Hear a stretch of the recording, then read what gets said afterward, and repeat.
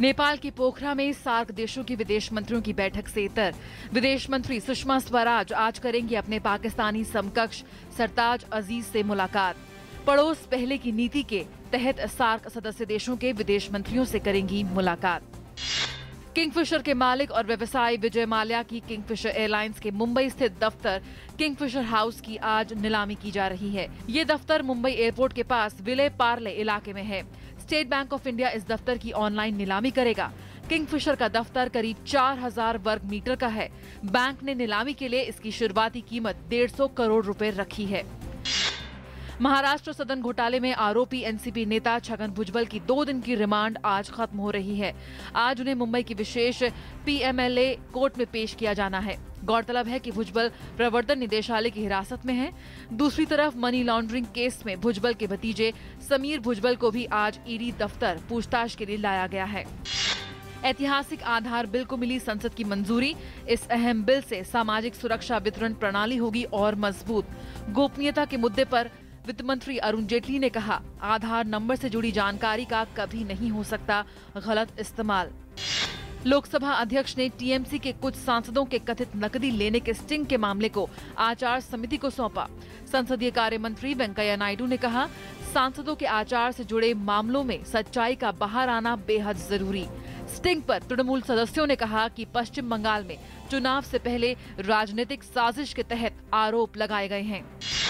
गृह राज्य मंत्री किरण रिजिजू ने कहा है कि राष्ट्र विरोधी कानून की विधि आयोग कर रहा है समीक्षा। गृह मंत्रालय ने इस मुद्दे पर विधि आयोग से जल्द रिपोर्ट देने को कहा। 4 दिवसीय विश्व सूफी मंच का आज नई दिल्ली में होगा आगाज। कार्यक्रम में 200 से ज्यादा भारतीय, अंतर्राष्ट्रीय प्रतिनिधि, आध्यात्मिक गुरु, सूफी विद्वान होंगे शामिल। प्रधानमंत्री नरेंद्र मोदी करेंगे कार्यक्रम का उद्घाटन। महाराष्ट्र विधानसभा में कल भारत माता के नारे को लेकर जमकर हंगामा हुआ। सदन के सर्वदलीय सदस्यों की मांग पर एमआईएम के विधायक वारिस पठान को पूरे सत्र के लिए किया गया निलंबित। लंदन स्थित मैडम टुसाद संग्रहालय में जल्द ही प्रधानमंत्री नरेंद्र मोदी की मोम की प्रतिमा लगाई जाएगी। संग्रहालय ने बताया कि लंदन के अलावा सिंगापुर, हांगकांग और बैंकॉक में भी पीएम मोदी की मोम की प्रतिमा स्थापित की जाएगी। अमेरिकी फेडरल बैंक ने ब्याज दरों में नहीं किया कोई बदलाव। जून में दरों में बढ़ोतरी की है संभावना। कमजोर ग्लोबल ट्रेंड, मजबूत डॉलर और चीन की चिंता के असर पर भी रहेगी नजर। फरवरी के मुकाबले महंगाई दर में हुआ इजाफा। बेरोजगारी दर के ग्राफ में गिरावट देखी गई। कच्चे तेल के दाम उठने से पेट्रोल के दाम 3 रुपए 7 पैसे बढ़े। डीजल हुआ 1 रुपए 90 पैसे महंगा। अंतर्राष्ट्रीय बाजार में कच्चे तेल के दाम बढ़ने के कारण से कीमतों में हुआ है इजाफा।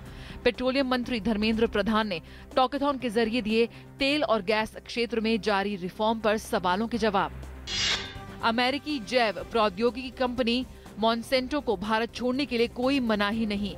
कृषि राज्य मंत्री संजीव बालियान ने कहा कि अगर वो आंशिक रूप से उगाए गए कपास के बीजों की कीमतों को कम नहीं कर सकती है, जैसे कि सरकार ने दिशा निर्देश दिए हैं। हालांकि सरकार इस तरह की शैली से बीज उगाने की दिशा में कर रही है काम। 2017 तक मिलेगी कामयाबी। नाइजीरिया के मैदुइगिरी में मस्जिद में सुबह की नमाज अदा कर रहे लोगों पर हुए 2 आत्मघाती बम धमाकों में कम से कम 24 लोगों की मौत, 23 लोग घायल। हमलों के पीछे बोको हराम का हाथ होने की आशंका। इस संगठन ने वर्ष 2009 से अब तक 20,000 लोगों की हत्या की है। विश्व कप T20 में वेस्टइंडीज ने क्रिस गेल के धमाकेदार शतक की बदौलत इंग्लैंड को 6 विकेट से दी करारी मात। दूसरे मैच में पाकिस्तान ने भी बांग्लादेश को दी 55 रनों से शिकस्त। ईडन गार्डन में खेले गए वर्ल्ड T20 के अन्य मैच में पाकिस्तान ने बांग्लादेश को 55 रनों से हरा दिया। पहले बैटिंग करते हुए पाकिस्तान ने निर्धारित 20 ओवरों में 5 विकेट के नुकसान पर 201 का स्कोर खड़ा किया।